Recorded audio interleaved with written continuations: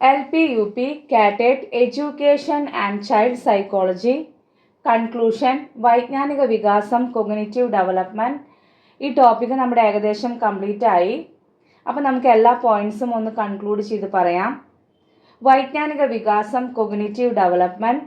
ഇതിൽ നമ്മൾ ആദ്യം പഠിച്ചത് ജീൻ പിയാഷയെ കുറിച്ചിട്ടാണ്. പിയാഷയുടെ വൈജ്ഞാനിക വികസന സിദ്ധാന്തത്തെക്കുറിച്ചിട്ടാണ് നമ്മൾ പഠിച്ചത്. സ്കീമ, സംയോജനം, അനുരൂപീകരണം, സ്വാംശീകരണം, സംസ്ഥാപനം, സമതുലനം, ഇത്രയും കാര്യങ്ങൾ നമ്മൾ പഠിച്ചു. അതിനുശേഷം നമ്മൾ പഠിച്ചത് പിയാഷയുടെ വികസന ഘട്ടങ്ങളെക്കുറിച്ചിട്ടാണ്. ഇന്ദ്രിയ ചാലക ഘട്ടം 0 തൊട്ട് 2 ഇയേഴ്സ് വരെ, പ്രാഗ് മനോവ്യാപാര ഘട്ടം 2 തൊട്ട് 7 ഇയേഴ്സ് വരെ, മൂർത്ത മനോവ്യാപാര ഘട്ടം 7 തൊട്ട് 11 ഇയേഴ്സ് വരെ, ഔപചാരിക മനോവ്യാപാര ഘട്ടം 11 തൊട്ട് അഡൾട്ട്ഹുഡ് വരെ. ഇത്രയും കാര്യങ്ങളാണ് നമ്മൾ പിയാഷയുടെ വൈജ്ഞാനിക വികസന സിദ്ധാന്തത്തിൽ പഠിച്ചത്. അടുത്തത് നമ്മൾ പഠിച്ചത് ബ്രൂണറുടെ തിയറിയാണ്.